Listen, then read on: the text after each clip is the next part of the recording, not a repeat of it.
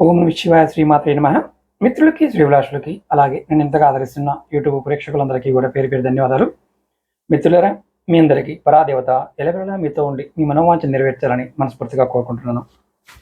ఈ వీడియోలో చాలామంది గురువుగారు మాకు ధన సంపాదన, అలాగే అప్పుల నుండి బయటపడటం, శత్రువుల నుంచి రక్షణ కలగటం, అంటే శత్రువు నాశనం జరగాలి, అలాగే మాకు ఎటువంటి ప్రమాదాలు జరగకుండా రక్షణ ఉండాలి, వ్యాపారంలో మంచి పురోగతి ఉండాలి, మేము ఉద్యోగం చేస్తున్నాము, ఉద్యోగంలో అభివృద్ధి కలగాలి, అలాగే మేము ఉన్న ప్రదేశం నుండి వేరే ప్రదేశానికి బదిలీ కావాలి, అలాగే మాకు పెళ్ళి కావడం లేదు, మాకు వయసు వచ్చేసింది, వివాహం అంటే వివాహానికి వయసు వచ్చింది కానీ పెళ్ళి అవడం లేదు, అమ్మాయిలు కానీ అబ్బాయిలు కానీ ఇబ్బంది పడుతున్న వారు కానీ ఖచ్చితంగా ఈ పరిహారం చేయొచ్చు.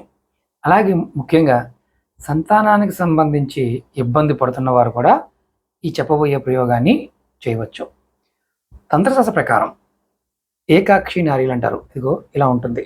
ఒంటి కన్ను కొబ్బరికాయ అంటారు దీన్ని. ఇది పూజా వస్తువుల మీ షాపులో దొరుకుతుంది, మన ఈ-కామర్ వెబ్సైట్లో కూడా దొరుకుతుంది. అక్షనిధి మార్ట్ మన ఈ-కామర్ వెబ్సైట్, దాంట్లో కూడా దొరుకుతాయి.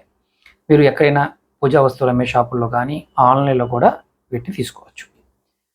ఈ ఉపాయం చేయడానికి ఒక రాగి చెంబు, చిన్నది, పెద్దదైనా చిన్నది పర్వాలేదు, అలాగే 2 ఏకాక్షి నారీలు కావాలి. ఎలా చేయాలో చెప్తాను. చాలా అద్భుతంగా పనిచేస్తుంది. అంటే మనం ఈ ప్రయోగం ఎందుకు చేస్తున్నామో మన జీవితాన్ని మార్చుకోవడానికి. మన శాస్త్రాలలో ఏకకన్ను కొబ్బరికాయ అంటే ఒంటి కన్ను కొబ్బరికాయ అరుదైంది, చాలా శక్తివంతమైంది, లక్ష్మీదేవి యొక్క ప్రతీకగా తంత్రశాస్త్రం చెప్తుంది.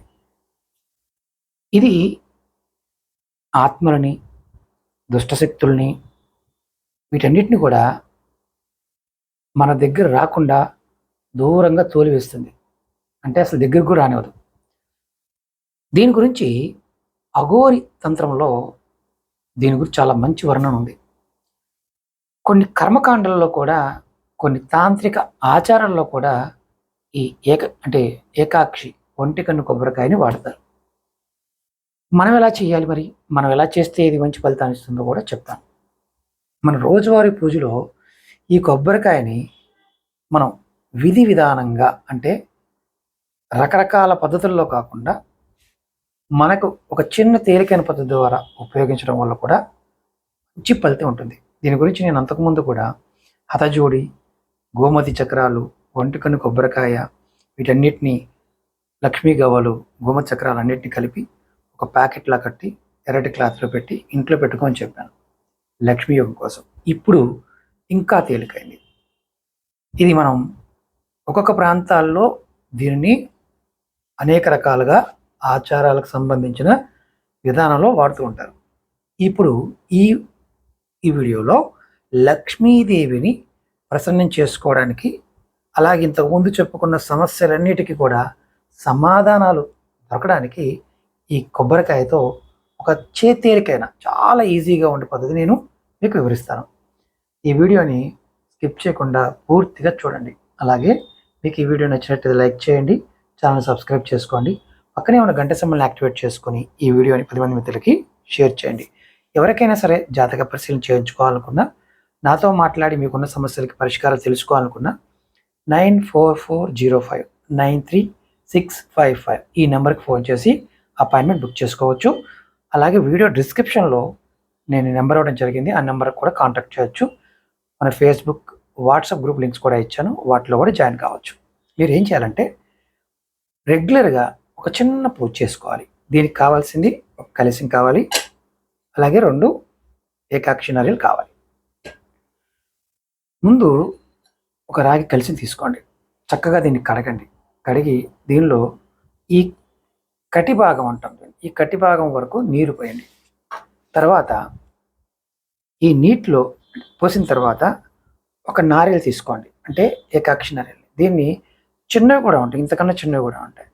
ఇది పైన పెడితే లోపలికి వెళ్ళకూడదు. కలశం పెడతాం కదా, ఇలా పెట్టాలి. అంటే ఈ పైన ఉన్న మూతి భాగం పైకి ఉండాలి. ఇలా పెట్టి మీరు ఎప్పుడు పెట్టాలి?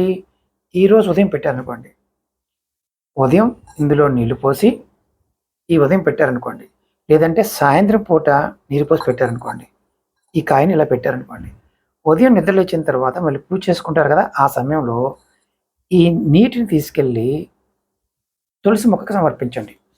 తులసి మొక్కలో పోయండి. తర్వాత మళ్ళీ ఈ కలశాన్ని కడగాల్సిన అవసరం లేదు. దానిలో మళ్ళీ నీరు పోసి దీని మీద మళ్ళీ ఈ కొబ్బరికాయని ఇలా పెట్టించండి. ఇలా మీరు ప్రతిరోజు చేయాలి. ఇలా ఈ కలశాన్ని ఎప్పుడు కడగాలి పూర్తిగా అంటే శుక్రవారం నాడు మాత్రమే కలశాన్ని కడగండి. ఈ విధానం మీరు ప్రతిరోజు చేయండి. ఇలా చేస్తే మీకు అద్భుతమైన ఫలితం కలుగుతుంది. అలాగే ఇంకొక ఏకాక్షి నారియల్ని మీరు మీ బీరువాలో డబ్బులు పెట్టే ప్రదేశంలో దీన్ని శుభ్రంగా కడిగి ఆరబెట్టండి. దీనికి గంధంతో బొట్టి పెట్టి లక్ష్మీదేవిని తలుచుకొని మీ బీరువాలో పెట్టుకోండి. ఒకటి బీరువాలో పెట్టండి. ఇది పూర్తిగా మనం తీయాల్సిన అవసరం లేదు. ఎన్ని సంవత్సరాలైనా ఉంచుకోవచ్చు. ఈ తంత్రం మనకి అద్భుతమైన ఫలితాన్ని ఇస్తుంది. ఈ తంత్రం ఏం చేస్తుందంటే సంపద పెంచుతుంది, అప్పుల నుండి మనని రక్షిస్తుంది, అంటే మాకు విముక్తి కలుగుతుంది, శత్రు నాశనం కలుగుతుంది. అలాగే ముఖ్యంగా ప్రమాదాలు జరగకుండా కాపాడుతుంది, రక్షణగా పనిచేస్తుంది. అంటే ఈ ప్రయోగం అనేది ఎక్కువ మార్వడీస్ చేస్తూ ఉంటారు. వ్యాపారం, చిన్న వ్యాపారమైనా పెద్ద వ్యాపారమైనా మీ ఇంట్లో ఇలా ఇది రెగ్యులర్గా చేస్తూ ఉంటే వ్యాపారంలో మంచి పురోగతి వస్తుంది. ఉద్యోగంలో అభివృద్ధి లేదు అనుకునే వారికి, అలాగే కోరుకున్న ప్రదేశానికి బదిలీ కావాలనుకునే వారికి, వివాహం వయసు వచ్చినా సరే పెళ్లి కాకుండా ఇబ్బంది పడుతున్న అమ్మాయిలు కానీ అబ్బాయిలు కానీ వివాహానికి ఈ ప్రయోగం వల్ల ఖచ్చితమైన ఫలితం కలుగుతుంది. అలాగే ముఖ్యంగా సంతానానికి సంబంధించిన ఇబ్బందులు ఉన్నప్పుడు ఆ ఇబ్బందులు కూడా ఈ ప్రయోగం ద్వారా తొలగిపోతాయి. ఇక్కడ మంత్రం అంటూ ఏమీ లేదు అని అర్థం. పదార్థానికి ఉన్న చైతన్యాన్ని మనం ప్రేరేపించడమే ఈ ఉపాయానికి ఉన్న లక్షణం. ఇప్పుడు నియమ నిబంధనలు చెప్తాను. నెలసరి ఉన్నప్పుడు చేయకండి. ఎవరన్నా మరణించి ఉన్నప్పుడు చేయకండి. అంటే మనం ఎవరన్నా మాకు తెలిసిన వాళ్ళు మరణించారు, మనకి కుటుంబ సభ్యులు మరణించారు, మైలు ఉంది, అప్పుడు చేయకండి. ఆ మైలు 11 రోజులు, అంటే ఆ 11 రోజులు పూర్తయ్యే వరకు చేయకండి. అలాగే ఇంట్లో ఎవరైనా మన పిల్లలు పెద్దవాళ్ళు అయ్యారు, ఆ స్నానం ఎవరికి చేయించవద్దు. అలాగే మనకి గర్భంతో ఉన్నవారు పిల్లలకు అన్నారు, ఆ మైలు పూర్తయ్యే వరకు కూడా ఈ ప్రయోగాన్ని చేయొద్దు. ఒకవేళ వేరే వాళ్ళకు వచ్చింది, మనం కుటుంబ సభ్యులు ఎవరైనా చేయవచ్చా అని అడుగుతారు. ఇంటి లోపల మరణము, సంతానము, మైలు, అలాగే పిల్లలు ఎవరైనా పెద్ద మనిషి అయినప్పుడు, ఇబ్బంది ఉన్నప్పుడు చేయొద్దు. కానీ రెగ్యులర్గా నెలసరి ఉన్నప్పుడు, ఇంట్లో కుటుంబ సభ్యులు నెలసరి ఉన్నా, ఇది మగవారైనా కుటుంబ సభ్యులు ఎవరైనా నిర్భయంగా చేయవచ్చు. చాలా తేలికైంది. ఇవి మాత్రం మీకు ఆన్లైన్లో దొరుకుతాయి. వీటిని ఏకాక్షి నారీలు అంటారు. అంటే దీన్ని ఒంటి కన్ను కొబ్బరికాయ అంటారు. మన అక్షనిధి మార్ట్ లింక్ కూడా దీంట్లో ఉంటుంది, వీడియో డిస్క్రిప్షన్లో ఉంటుంది. దాంట్లో కూడా మీరు సైట్లోకి వెళ్ళి కూడా మీరు తీసుకోవచ్చు. చాలా ఉపాయాలు చెప్పాను దీని గురించి. ఇంకా మీకు ఇలాంటి సబ్జెక్ట్ ఇంట్రెస్ట్ ఉంటే కనుక, తాంత్రిక పదార్థాల గురించి తెలుసుకోవాలనుకుంటే మీరు కామెంట్ చేయండి, చెప్పండి అని కామెంట్ చేయండి. నేను కొత్త వీడియోలో వీటి గురించి పూర్తిగా వివరిస్తాను. ఓకే మిత్రులారా, ఓం నమః శివాయ, శ్రీమాత్రే నమః.